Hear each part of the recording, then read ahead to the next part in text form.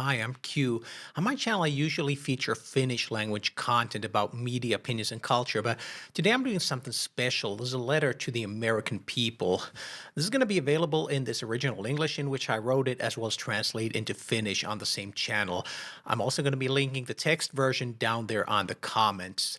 And since watching just a talking head all the time is going to be boring, I'm going to dig into some of them old stock videos to help. What I love about America: tensions rising and political opinions flying across the board, I want to take a step back. I'm writing this first and foremost to Americans. I myself am Finnish, and so think like Northern Europe, think snow, reindeers, aurora, but no polar bears. As a kid, my father worked for 2 years in Massachusetts, and so our family lived there with him. Later, I visited often, mostly up and down the Eastern Shore. So I'm not American, but I've picked up the scent and just maybe a little bit of the accent. What I love about America, first and foremost, are the people. The people of the United States of America are the United States of America, the free people of the land of the free. You have your hearts and souls in the land, some for generations upon generations, and others for less time, but you all share this love for the land. I see this deeply in the rural side with the farmers. You know your land, love your land, and grow your land generation after generation. You have fertile farmland to be sure, but that alone is not enough. Back in the day, Zimbabwe was the breadbasket of the world. They had and have among the best farmlands of all the earth. Then one day, the dictator stole the lands, killed the farmers, and sent thieves to farm the land in their place. Soon enough, the country was overtaken by poverty and famine. The land is not enough, it needs the people. That's why American farms keep going, whereas farms in dictator run countries always fail, sooner or later. To speak better about America, I would like to tell two stories from history, one about insight and the other about freedom. Back in the Cold War days, Finland was in a tough spot. In the East, the Soviet Union kept a squeeze on all of its neighbors. We had to watch our words so we could enjoy the rest of our freedoms. We had American businesses here and friendly relations, but officially they couldn't be too friendly. Despite this, we knew we shared the heart of freedom. So the official side was another story indeed. Incidentally, this tightrope position between East and West made our country quite the spy haven. Together with countries like Germany or Turkey, we were a place where rubles and dollars were traded with secrets on every other dark alley. We were a point of interest, even to the United States, and so you had a great deal of covert activities going on here.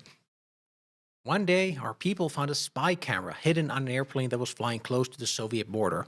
Sure enough, the CIA had managed to plant it there to get pictures from the other side of the border. This was in a time before spy satellites could do the job. Sorry, my friends, but we caught you in the act, and so we confiscated the camera. We realized soon it was a grand piece of work. The best American engineers could make, highly advanced. It could be useful for us too for the same reasons, but we had absolutely no idea how it worked or even what kind of film it needed.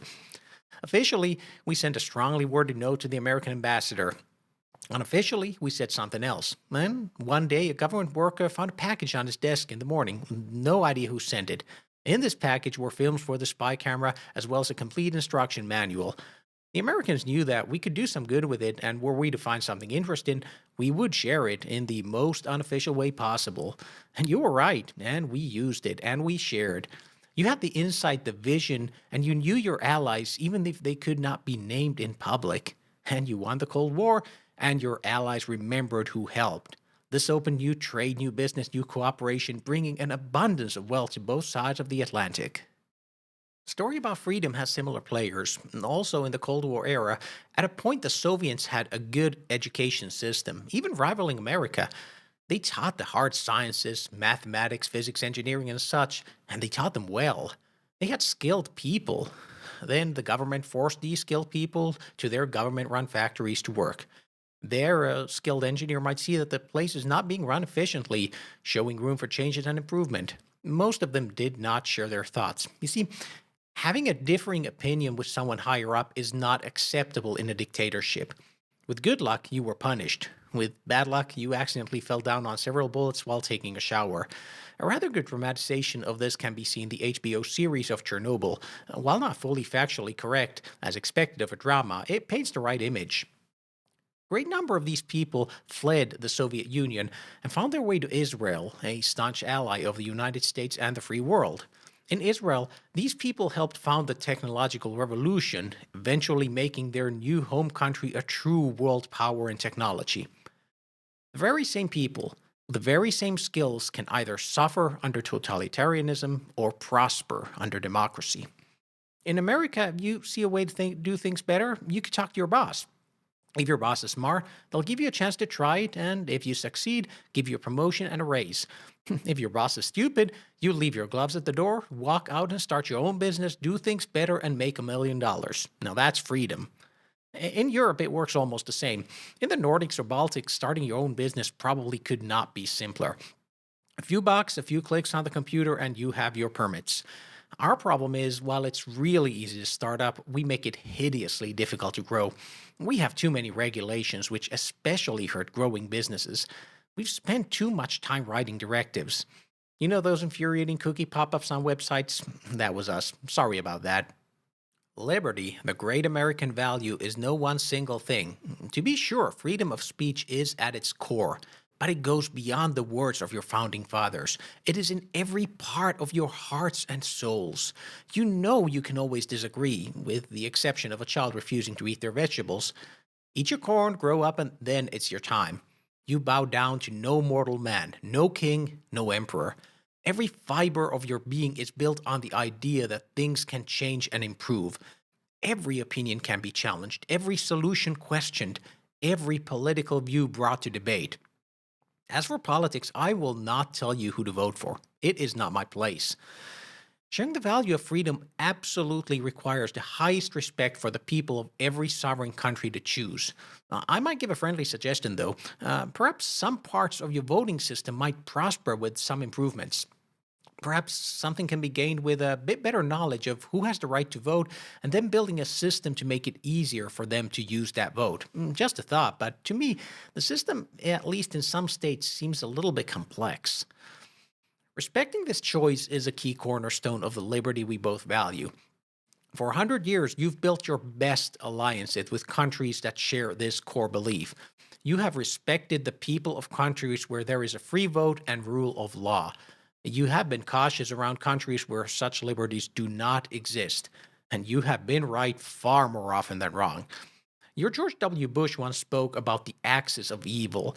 Countries like China, Russia, Iran, North Korea, to name a few, all share a lack of liberty, a lack of democracy, and a total inability to hear the will of the people. The people make a country strong. That is why America is strong. A country that chains the people, literally or metaphorically, is weak. You cannot build a strong alliance with a weak country. A weak country cannot give a strong promise and thus are very likely to break it, as history has repeatedly shown. What works at a small American business also works in the large world. America and its allies disagree. Oh, we disagree on taxes, car safety equipment, fertilizers, and electrical voltages. But we disagree in peace. We challenge each other and we learn from those challenges. We don't hate, we debate. This is not just built political alliances, but great businesses, great works of art, and great knowledge. It's never a zero sum game between true allies. We've both gained immeasurably from this open minded debate between friends and allies. A growing American company will open an office in Europe, and a growing European company will open one in the States because it makes sense. Something else that a great many of us share is faith. Our churches look a bit different, we sing different songs, but we look at the same cross. We read the same Bible. We respect the same Ten Commandments. We hear the same golden rule as first spoken by the Son of God. On both sides of the Atlantic, we have many denominations, many interpretations, but we are more alike than different. We have not allowed anyone to make his church become the house of mass murder like the Russians have. It is impossible to emphasize this enough. A great many of us have held our faith. Oh, there are disagreements, too much forgotten, too little heard. But with the utmost determination, I say this. This grand difference between the Christian churches of the free world and the abhorrent perversion they've made of it under totalitarian dictatorships is the difference between night and day. We build churches, they bomb them. One can never trust a leader who is willing to destroy the house of God. As we share faith, we also share the knowledge that He has many names. We will break bread in peace with others who do not share the same church or faith. We do not approach these people with a sword, but with an olive branch. This, too, is not just a sign of liberty, but of true faith. We are truly at a crossroads, my American friends. We've both been challenged by powers of evil. In fact, I think we both suffer from the same ultimate evils. We have just faced them differently. We've both made mistakes at home. We've lost our focus. Part of it is on us, and the other part is on those who would wish to destroy our great way of freedom and our faith, mostly due to greed, envy, and, dare I say, simply pure evil. We have been friends for generation upon generation.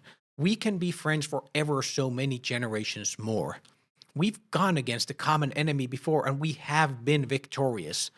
Back in the 1930s, it took some time, too long, and too many dead before we saw it, but we did. We can see it again. I say this again. Our enemies are the same. Your axis of evil is our axis of evil. Let us never lose sight of this. That is the big picture. The petty disagreements are a tiny picture. You, the great people of those great United States of America, are not our enemies. You are our friends, heart and soul. You are also our colleagues and our friendly competitors in everything from science to art, business to sport.